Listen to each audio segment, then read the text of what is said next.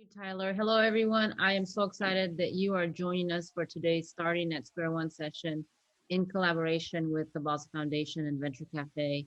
Always grateful to the team at Venture Cafe for all of their support. As Tyler mentioned, my name is Gabriela Ramirez-Arellano, and I'm thrilled to lead the Center for Emerging Technologies, which is the largest and oldest innovation center in Missouri.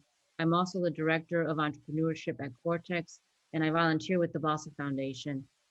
Also a small business owner myself. So a lot of these topics are true and very close to my heart.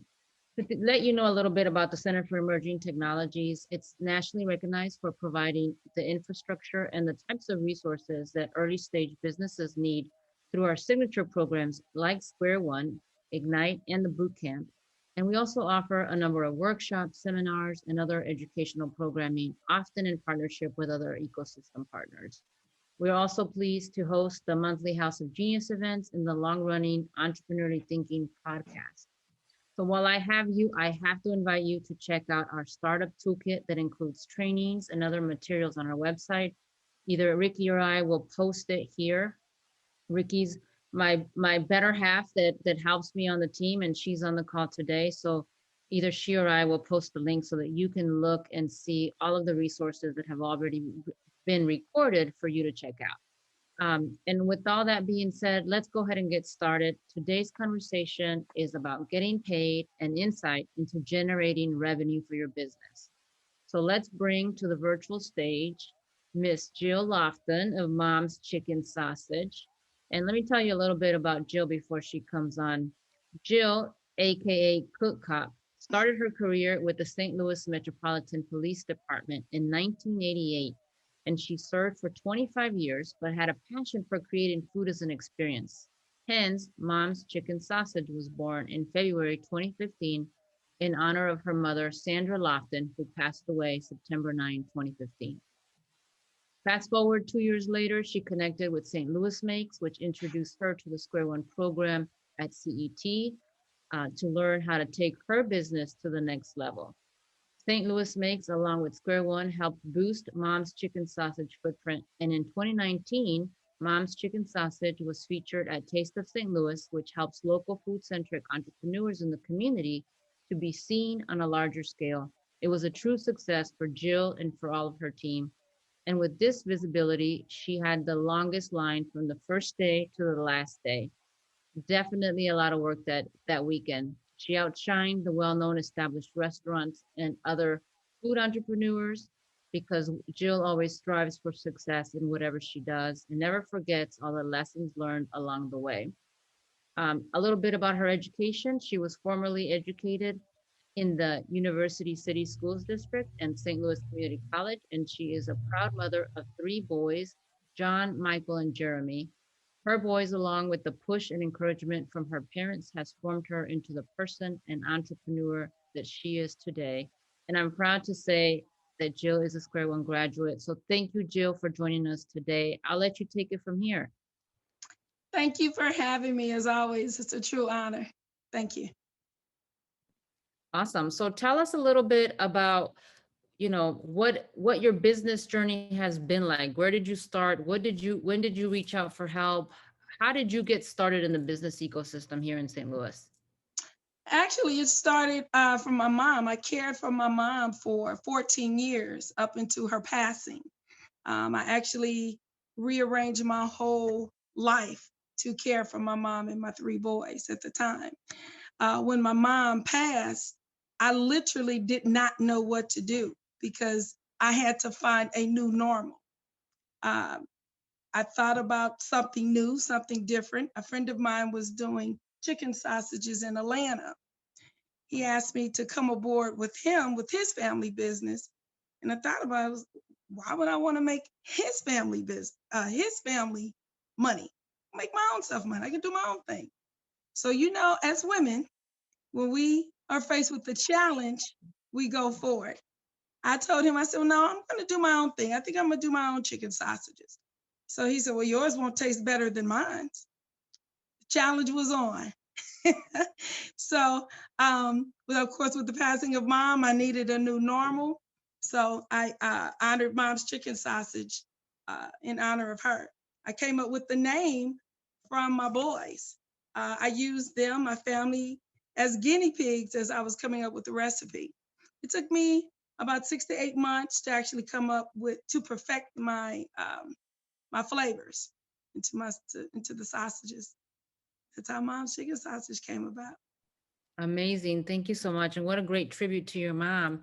So, what are some milestones that you've accomplished since you graduated from Square One? And at what point did you actually start to generate revenue? I know it doesn't happen overnight. So, can you give us an idea what your experience was? Let me say I've learned a lot from Square One and Ricky and Mark. I can honestly say, which is also a proud moment, that Mark actually helped us at the Taste of St. Louis. So he got out and sold sausages, promoted. Girl, he was out in the line telling people how wonderful Mom's chicken sausage was. This, I mean, he was awesome. Some of the milestones that I've came across um, is finances, capital. But learning a lot from Square One has helped me. It helped me to um, don't give up. You got to get out there and push for what you believe in. And I know, you know, as an entrepreneur yourself, it starts within. If you believe in your product, then you push your product.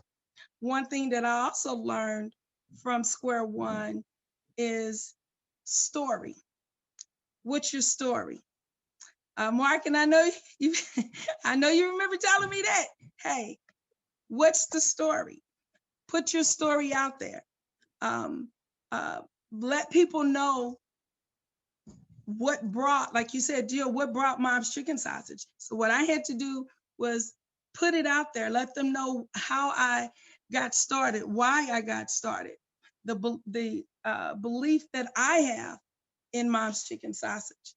But those are really the main milestones that I came across is trying to find capital. Um, because once you taste Mom's chicken sausage, you're automatically sold. Um, my first sales with Mom's chicken sausage was with my family. Again, my family were my guinea pigs. So I threw it out there to them. They supported me.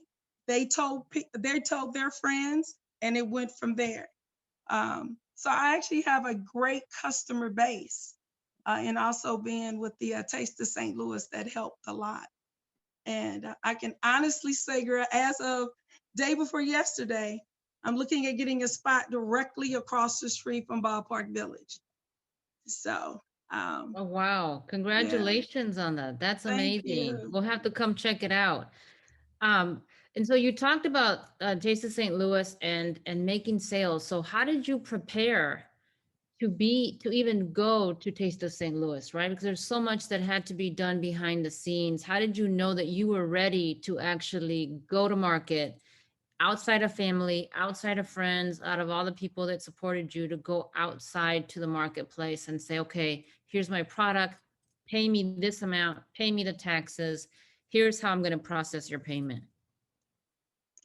Um, Actually, I started with faith.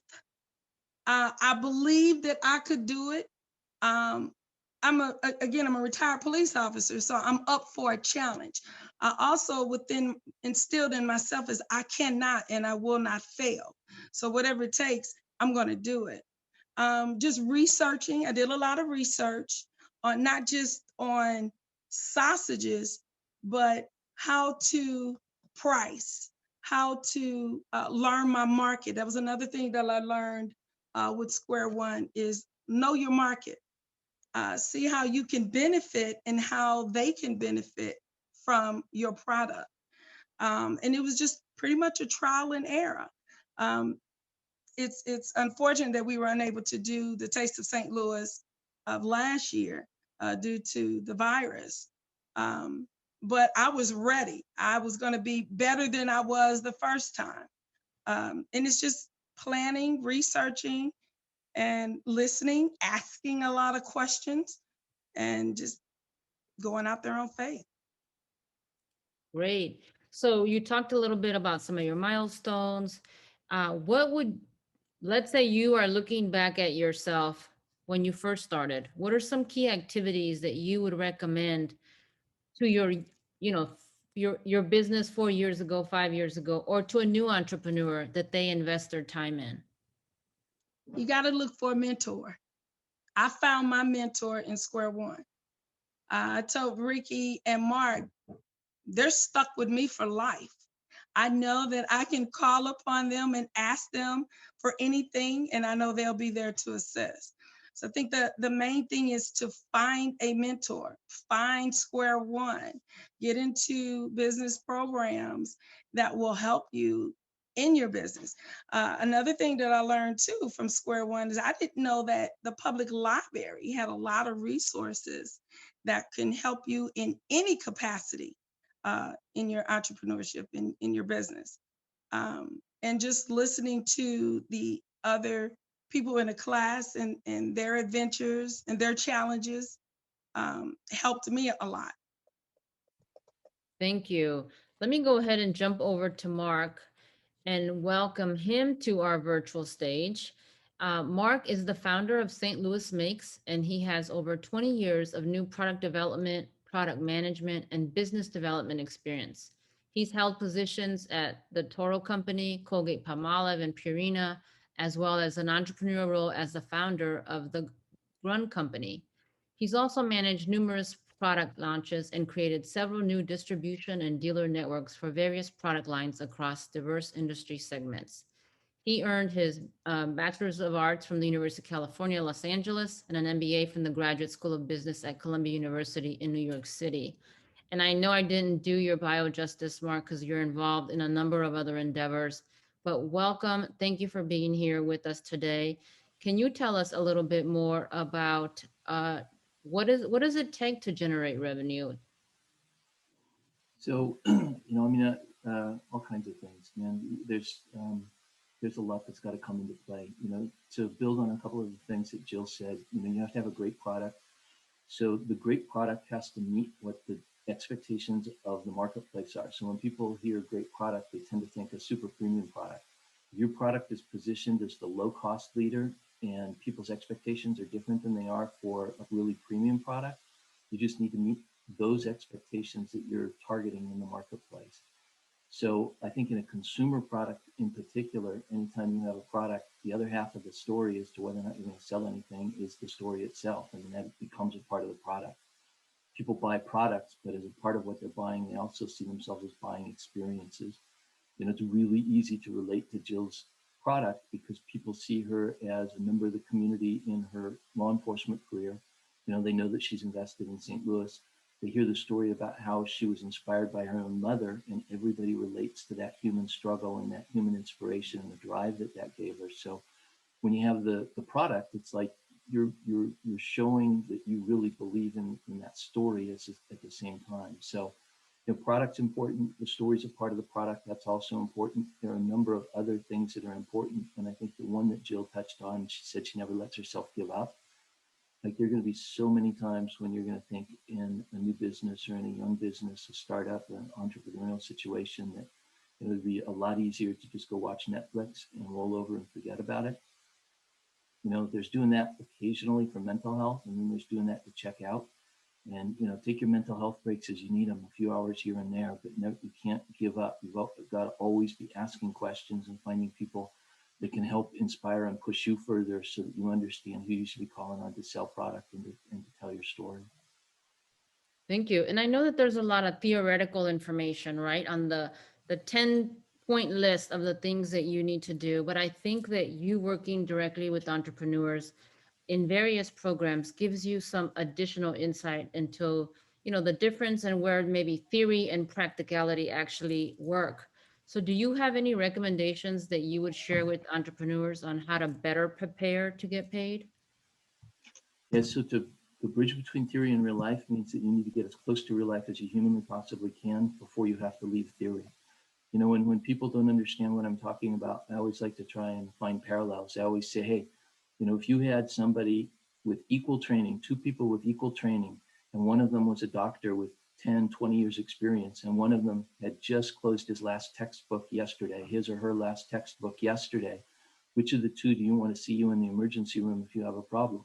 You know, it's not the person who's lived in the world of classrooms and labs and textbooks. And I'm not saying that there aren't real world experiences that are shared there as well, but you get the analogy. You know, you're always going to want the person that's seen the real world experience, because that real world experience is going to throw at you all of the curveballs that you never, ever could have planned or modeled for. So when I say that you need to get as close to real life as you possibly can, some of the ways that you can do that as a small entrepreneur are finding programs that can put you in front of people that have already done what you're looking to do, not competitors, but people that have launched a product recently enough and succeeded at it in the ways that you want to succeed, that their stories are still going to be fresh in their mind. You know, and then get them to tell you what were the curveballs that they got hit with that they hadn't planned on. You know, I think that when you meet people like that, and a really good closing question as well is to ask them who else you should be meeting and talking to, and if there's anyone they can introduce you to. Because the only way that you're going to get close to understanding what you need to do out there when you've got to block and parry and dance and all these other cliches on your own is if you ask a ton of questions of people that have already done it and get as close to it and as prepared as you can to do it yourself before you actually have to make that jump. Perfect. So it sounds like there's a lot more to being an entrepreneur than just the stuff you learn in the classroom or during your research. And I think it's also important to recognize that we're in the midst of a pandemic still. So would you add anything different based on your experiences working with entrepreneurs in the last year?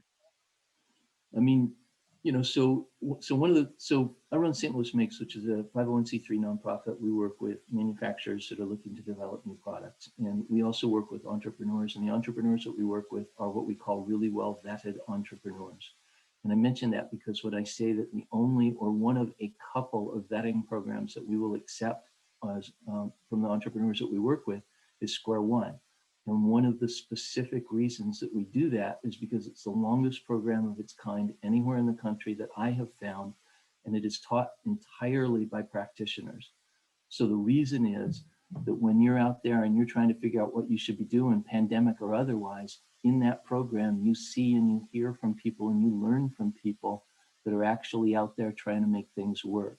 So, you know, I know that doesn't necessarily answer the question about what you do differently in the pandemic, but if you're looking for ways to connect with people that have already done what you're looking to do, and you're looking for ways to learn how to do that in a different environment like the pandemic has created, then working with people and getting in front of them in a classroom setting and really getting to know them and hear them speak and getting their contact information, it literally delivers you more than the classroom training, because it delivers you a ready, set, go network. You literally got people that you can call and you can say, hey, I heard you speak. You were a speaker at the Square One class that you know, I was in the program that year. And they can say, hey, you know, that's great. You know, how can I help you? And all of a sudden you got access to a number of people that you otherwise would never be able to connect with. So, you know, can you do things the same as in a pandemic as you could before the pandemic? Not necessarily, but that's one way that you can still get the job done. And you can use Zoom and online tools and other tools to still take advantage of creating a network, even though you can't get out and meet and talk to people. Yeah, definitely. There's been a lot of challenges with the pandemic, but also there's been opportunities for many entrepreneurs. And then before I go back to Jill and ask her about, you know, her process and progress during the pandemic, can you tell us a little bit about how you support entrepreneurs in the business ecosystem? What are some of the projects that you're working on? Do you have programs to invite people to? What's going on that people can get involved with you? Sure. So St. Louis Makes has a website. It's stlouismakes.org, stlouismakes.org. Somebody will probably put it in the chat, or I'll put it in the chat when I get to chat talking here. But and we list all of our material there. We're also really active on LinkedIn as our primary social network. So if you're looking for the stuff that we do, it's generally found through those two vehicles. We've started to do a lot of what we call dark events, and dark events are unpublished events. They're dark to the outside world. We don't brag about them. It's the opposite of what you would expect. And one of the reasons that we do that is because we want to make sure that if we say, hey, it's an entrepreneurs event, that we have more entrepreneurs there than we do people that are there either for, you know, selling their own products or services or things like that. So if you go to the website, join the email distribution list, there's a spot on there, it's either in the header or the footer. It's pretty standard. You'll find it, and just input your email address so that you can get on our emailing list. And then we'll shoot you an email, include you when we have invitations to things.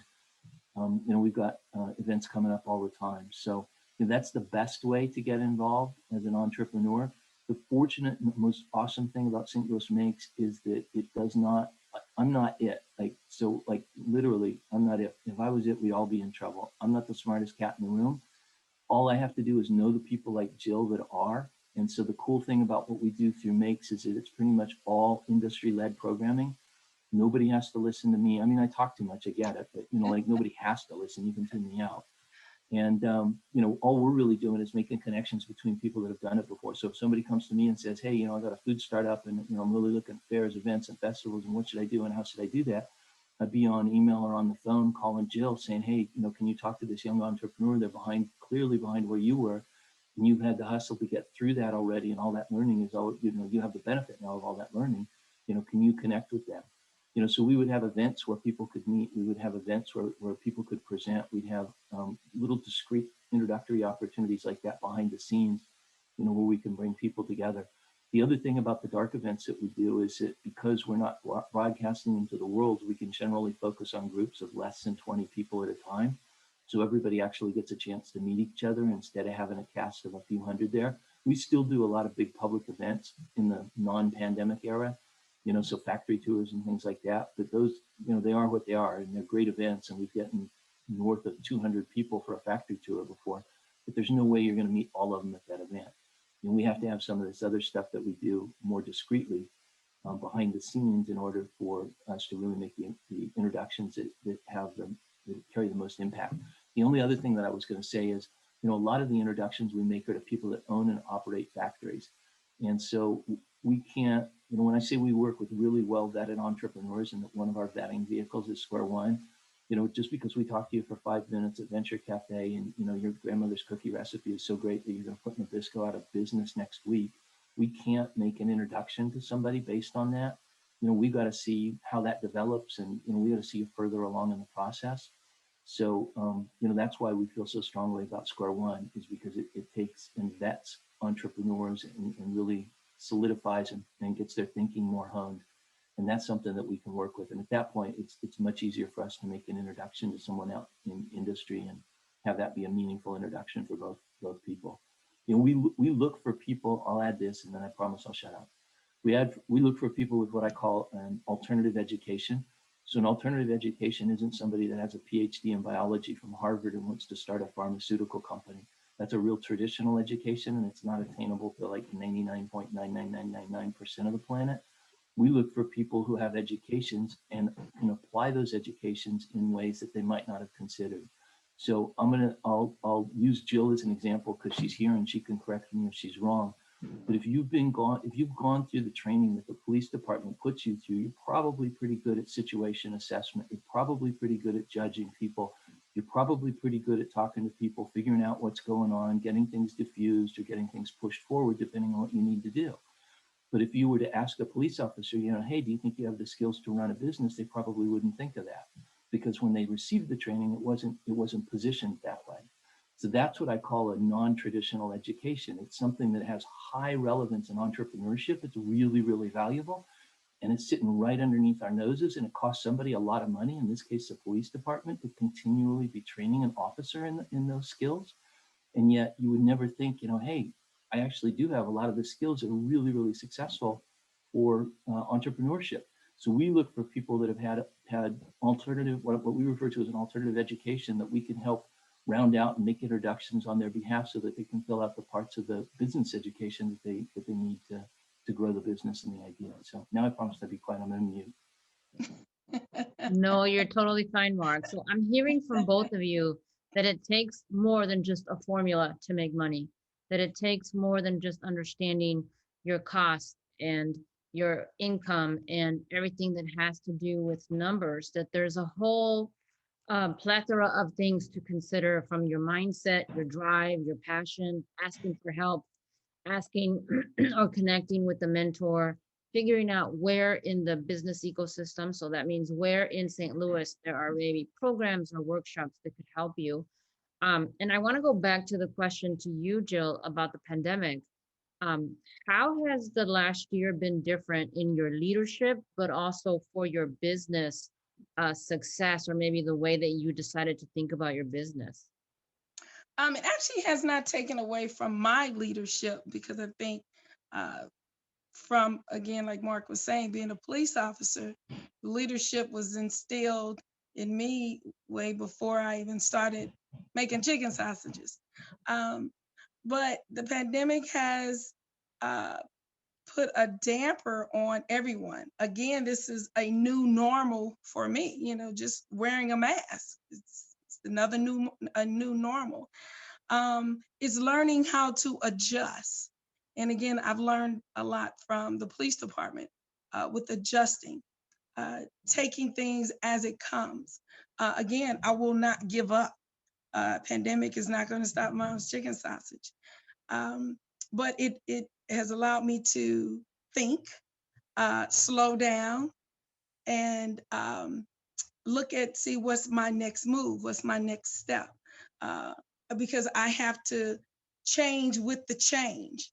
And that's when I ventured off and like, you know what, I need to do. I need to put Mom's chicken sausage out there more. I need to I knew I did not, at first I wanted a restaurant. So again, it made me to think, wow, if I had a restaurant right now, where would I be with this pandemic?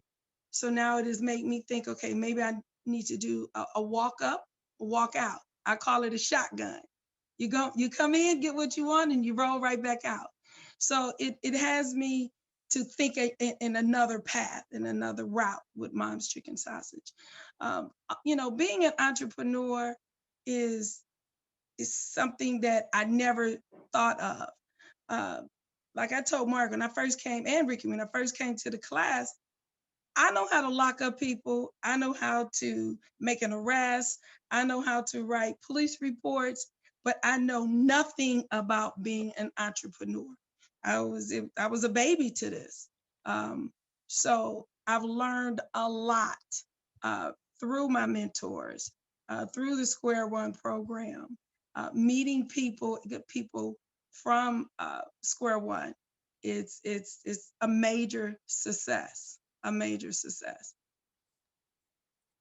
That's wonderful. And it's amazing to see your growth and how much you've advanced. I know that a lot of businesses, including my business, uh, we took advantage of being slow, right? So when we were shut down a year ago, right now, I think was when the shutdown had come into Yeah. effect. Mhm. And we were sitting there pretty much freaking out, like, oh my gosh, how are we going to continue to move forward if we can't have anybody in the building? But we were able to leverage that downtime to really see and look at, hey, what have been those things we've been wanting to do for a long time or been considering and have been putting off? Or maybe where has our accounting, especially I think for a lot of small businesses, the paperwork, we've Yeah. been putting it off and we've been saying, oh, I don't have time or I'll get to it eventually. So really leveraging this time and using it instead of thinking of, look at all the things I can't do, to really look at what are all the things I can do right now because I'm slower, right? Because it's a chicken before the egg. My husband always says at the restaurant, oh my gosh, I wish I had more customers. And then he has more customers and he's like, oh, I wish I had more employees. And then he has more employees. And then it's like, oh, I wish we had better processes. So it's a vicious circle and really a loop that it's important to continue to analyze consistently, right? Mhm. So I think that it's really important. And I love the fact that you were even thinking about, hey, if I did have a restaurant, where would I be right now? And then maybe for future planning, because we don't know if something similar or whatever could happen in the next 10, 25 years. Does this new concept that you're thinking of really work? And I know there's been a lot of like ghost kitchens popping up. The Yeah. pop-ups have continued to be very popular for food businesses. So it's just been an amazing opportunity for us to reinvent ourselves as business owners. And that means something different for everybody else. I do want to take us back a little bit though, and talk a little bit about the meat and potatoes of what it takes to get paid. So the process, and I'm going to ask Mark to maybe lead us a little bit in this discussion about how do I go from, I have this idea for Mom's Chicken Sausage, and maybe connect the dots a little bit more specifically, Mark, about how do I go from I have this idea, I don't have any experience, to oh my gosh, I'm at Taste of St. Louis and I have a line out the door for 2 days. Okay, so I don't know how you're going to get paid for the potatoes. All I got to show you is that's Mom's chicken sausage right there. Okay, like, do we have that full frame? We're looking good, right? It's in focus, right? It's So a a couple of focus. things about that, like, we're joking, and that was funny because we didn't cue that up. So for anybody in the listening audience, the reality is when I started smiling, I realized I was getting a free cue up there, a tea up there, and so I took advantage of it. Because when I killed my screen earlier, I went and grabbed that out of the freezer. I'm like, hey, all this talk about chicken sausage, I should be defrosting some chicken sausage. So the jokes aside and all that stuff aside, when you look at the product and you look at the packaging, it's a premium product. Your expectation is that you're going to have an exceptional and an above average taste experience. But like, you haven't seen product wrapped like that in old school butcher paper since like the 1970s. I mean, like, the presentation, even though you can't see the sausage, it looks like what your expectation is. You're looking at that going, man, that looks so good, like it's off of a TV show or something. It's wrapped up the way that they did like 40, 50 years ago. So you want to get paid for something, you got to make sure that you're hitting customer expectations. If you want to start at the idea stage and back into that, you need to learn what those expectations are in the first place. And you need to constantly be refining, or redefining, or refining, I guess was the right word to begin with, the product itself, as well as how you approach and connect with that marketplace. There's a little bit of luck that's going to be required, but I've also noticed that the more people you ask for introductions, the more luck you seem to have. So, as you ask people for introductions to others that can give you feedback on the product, the process, as you go through the Square One class and you learn how to do this and you structure a plan and a program specifically around how to approach the marketplace as a very, very early stage company with a prototype product, or as you go out into the marketplace and you want to do a small test, you just want to do a little beta test, what they call it. You're not going to go into every single grocery store in the country, but you're going to go into 4 grocery stores and you want to see how that goes, right? And you want to get the market research and the knowledge from that so that you can make any adjustments that you need to make. You learn how to do that, putting that process in place through Square One. You create more work for yourself, asking the people that are speakers at that class, even asking your peers within that class, who else you should be talking to, who else you should be meeting. And then by the time you get to where you should be making a presentation, you're ready to start mapping out a sales strategy.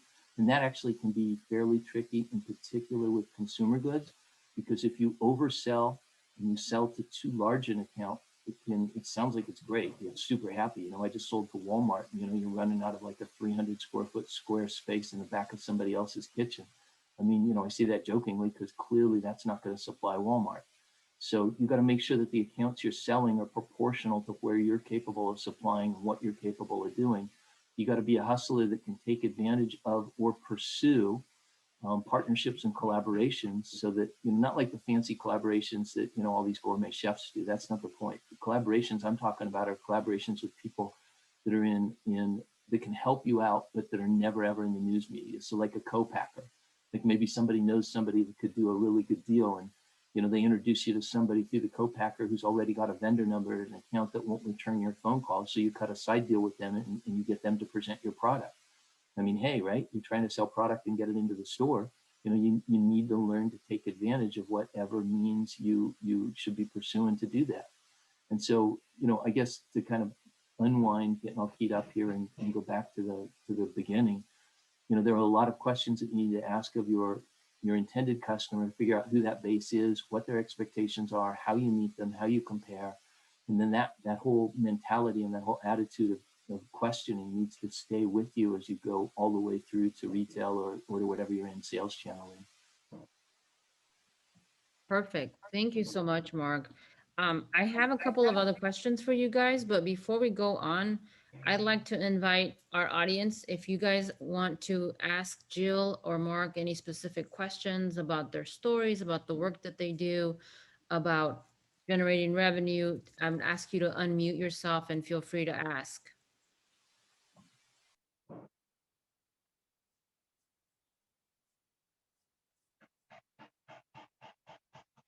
All right, it sounds like everybody's shy, so let me continue to I, ask some questions. I can ask a quick one. Oh, sure. Jill, what was one skill from your previous experience that translated really well into entrepreneurship? Because I understand that it was a surprise, but it seems that you're doing it really well. I'm sorry, maybe it's me. I didn't hear the first part you said. Oh, I was asking what skill sets really translated well from your previous experience to entrepreneurship, because you said you were surprised, but it seems that you've done this really well. My previous experience from being a police officer, Yes. don't give up, structure, balance, the drive, the motivation. To be an entrepreneur, it takes a lot of courage. It takes a lot of passion. You have to be realistic.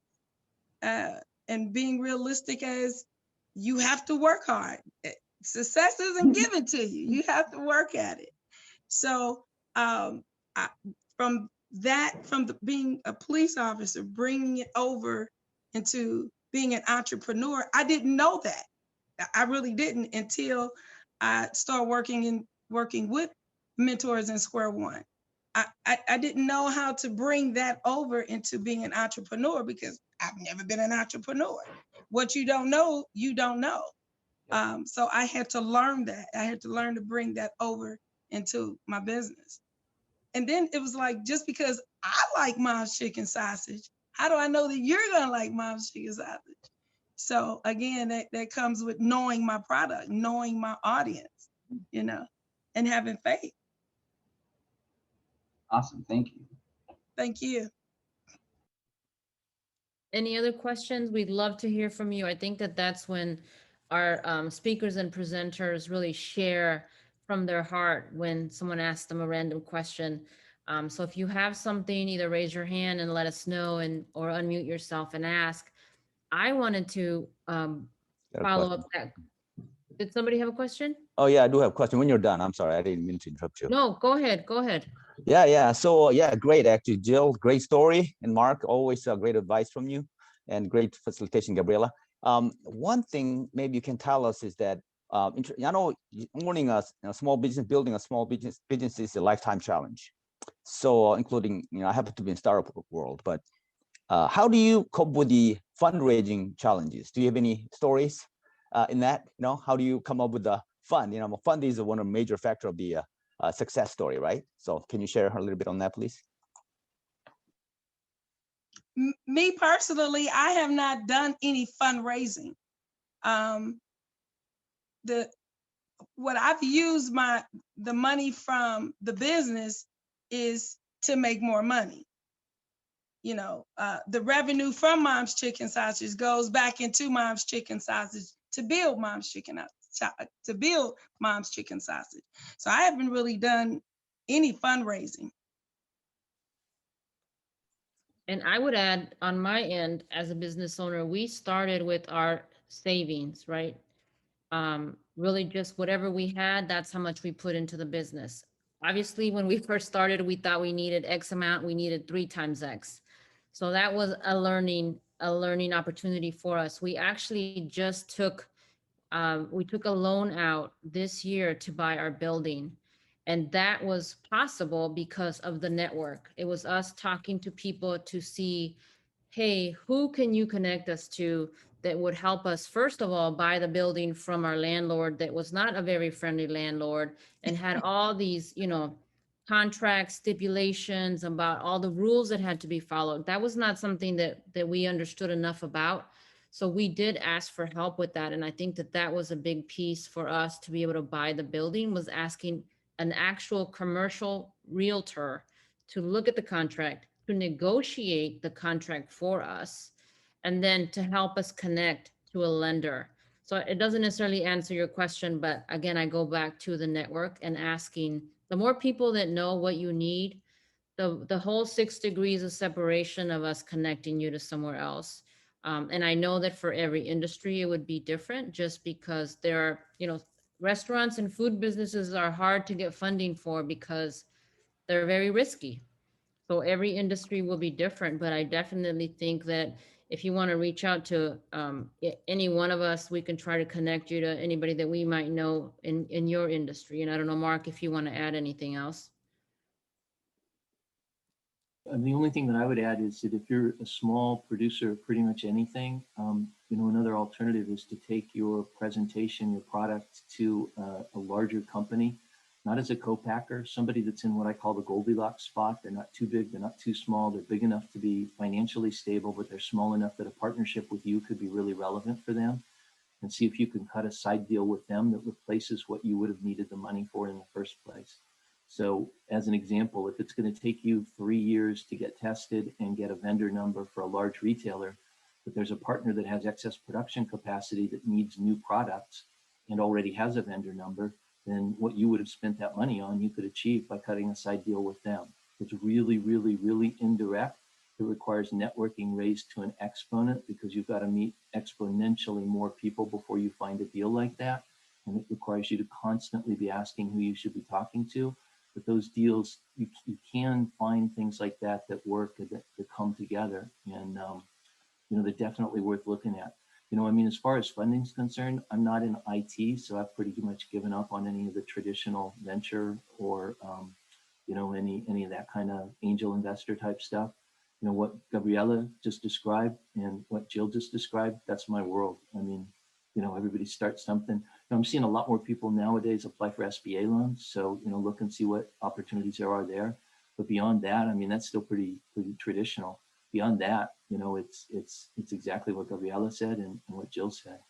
It's reinvesting and it's using your savings.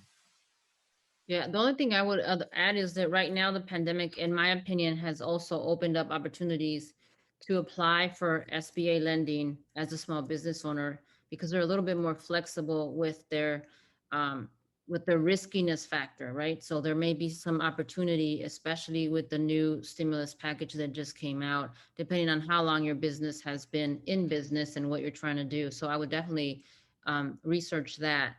Does that help, Han?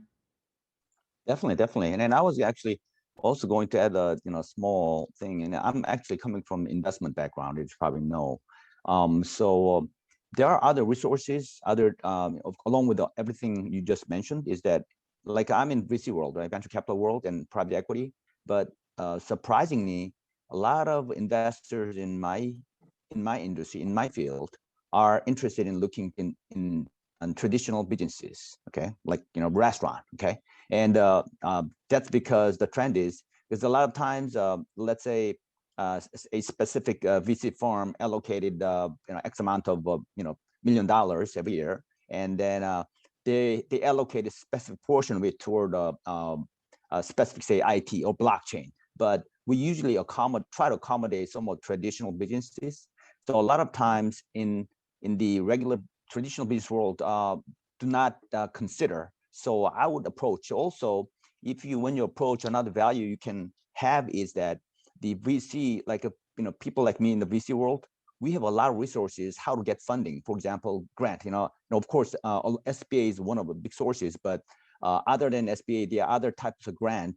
Also, the funding from accelerator program. And then surprisingly, some of them are really consider traditional businesses, small businesses, and a startup is small business. So I was going to just recommend that too. Thanks. So maybe we need to get your information. Right, I'm writing it. Oh, sure, in the future, yeah. Actually, in the chat bar. Right, actually, 5 o'clock we're doing another session with the startup pitch. So we'll probably talk about that a little bit more. But yeah. Okay, yeah, definitely. As Mark said, if you could put your contact information in the chat, that'd be amazing. Sure, definitely. I'll do so. Yeah. And then Miss McCoy, I think you had your hand up for a second. I don't know your first name. Hi, yes. My name is Chantel, and I had a question for Jill. And I do want to apologize in advance. I came to this Zoom a little bit later, but I caught the very tail end of what Jill was initially saying, I guess more so as her testimony. But Jill, I wanted to know, how did you connect with Square One? I actually ran into Mark down at, what was the name of that place down on Washington, Mark? The old incubator they used to run down there? I'm sorry, the what? Was it the incubator they used to run down there? I can't remember. No, track was it? Like Artista? Yes. I went down there to do an interview with James. And as I was coming out, I saw Mark, because I had taken some chicken sausages and did a pop-up there. And as I was coming out, I ran into Mark, not knowing who Mark was. And James introduced me to Mark, and he said, Jill, he has great classes you need to attend. I said, are you sure? He said, yeah. I said, I don't know that guy. He said, no, he's good people. He's good people. And we went from there. I think what James said was that was the only way you were going to get me out of the food line at that point. Right. Right. Thank you. So basically, as luck would have it, he's coming in, you're going out, and that's how you two meet. That's incredible. Girl, yes. And I have my chef jacket on, and Mark's definitely, he says he's quiet, but girl, he's a people person. Mark is like, what were you doing? I'm like, well, what are you doing? I said, I got mom's chicken sausage. He said, well, I would like to buy some. So I'm like, yeah, right. You haven't even tasted mom's chicken sausage. He said, I want to buy some. So we set up a date and time. He came and got some, and we were hooked from there. Wow. It felt a little weird because I'm running around and I got cash hidden in the inner lining of my jacket. And I'm like, I'm buying something from a cop. I'm like, I'm not sure this is going to go the way I expected to, but it ended up being okay. I'm only quiet on Zoom. You jogged my memory. And the one thing that I want to add, we were talking about what do you need to do? So there's money well spent and then there's money just spent. And sometimes early stage, when you're making those choices, it can be a tough call because you don't have a lot to spend on the business. And the one thing that I got to say to Jill is when I saw, she had what I used to call the mom's chicken sausage mobile because she had the branding on her car. But the branding is so professional and it reinforces the belief that it's a high quality product. I mean, it looks like something that you would expect at a specialty store. And so when I saw what she had put into the car and the thought that she had done and the way that it represented the brand, and then I got the story, I'm like, okay, there's somebody who's been thinking about this for a while. It's got to be pretty good. I need to check it out. So that was like one of the things that I absolutely remember from that particular, when we met. Thank you both very much. Thank you. Hey, Jill, you ought to mention how you want to talk about coincidence. Talk about how you got on television. That was a good opportunity for an entrepreneur, and that was a coincidence.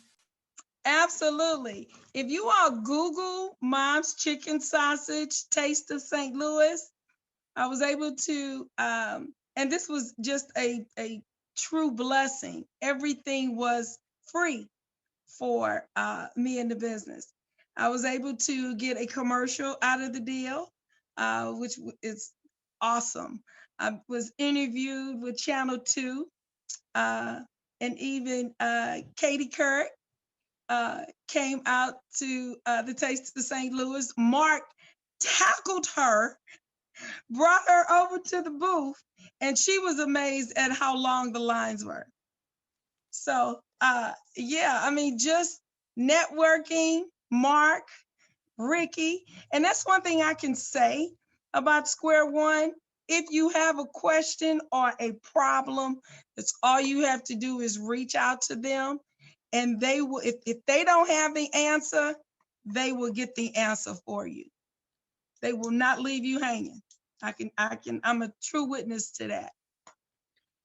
Yeah, and as we start to wrap up, I would also add that Jill keeps talking about luck, and part of it probably has been luck, but she's also done these other investments, like Mark said, right, where you just invest versus invest for, where she takes a call, where she is at a co-working space at Tech Artista, where she's networking with people at the Center for Emerging Technologies, which is the building in South Sarah, or at Cortex, or at T-Rex, or any of the other co-working spaces, right? So the other piece, there is definitely a formula that Mark has more information about. The track leaders in the different accelerator programs will also help you walk through that process of what it is as far as the formula and the numbers. But there's also the formula of you being out there promoting your business, telling people what you need. And I would say having a great pitch to really be able to explain your business to people so that they get it from the very first time. So as a startup, we've talked a lot about how it's important to build a business model that's viable, but we've also talked about these other qualities that you need, skill sets, networking, mentoring, to be profitable. So in order to sustain your business, there are many key things to keep in mind. There's not one set way to do this. Even though theory says that yes, there are some things you must do, there are a lot of things that maybe are not part of the theory, but that Jill has found to be successful in order for her business to succeed and to generate revenue. So I'm really excited that she shared with us that she's going to be across the street from Ballpark Village. Like, how cool is that? Imagine the crowds, and I know that you've already probably looked through like, okay, how am I going to have the inventory? How am I going to Oh have my the God. manpower? How am I going to have enough registers to take all that money in? So it's a whole process. I just want to thank Jill. Thank you so much for being here, for sharing your experiences. We learned so much from these stories, as Marc has mentioned to you before, but also to Marc of St. Louis Makes for his insight and his continued collaboration with us at CET, the Square One program, helping and guiding participants and alumni. So please don't forget to check out the resources that are on the CET site. Check out the programs. And if you're interested, please reach out to Ricky or to myself to learn more. We are currently accepting applications for the upcoming Square One Bootcamp. So let us know what questions we could answer for you. Marc mentioned it earlier. We are not experts by any means, but we know a lot of people that are experts so that we can help you, connect you to something that you may need, or maybe you don't even know that you need it. A lot of times people come to us and say, I need money, I need capital. But then when we start digging deep to say, okay, what do you need that money for? You know, how much will it cost you? We realize that there are other things that they need that don't necessarily cost money, that could be a network or a connection. So thank you both so much. And thank you everybody for joining us. We'll be back next month again to make sure that we provide insight into what it's like starting from square one. Thank you. Thank you. Thank you, everyone. I will let you all know when the grand opening is. Awesome.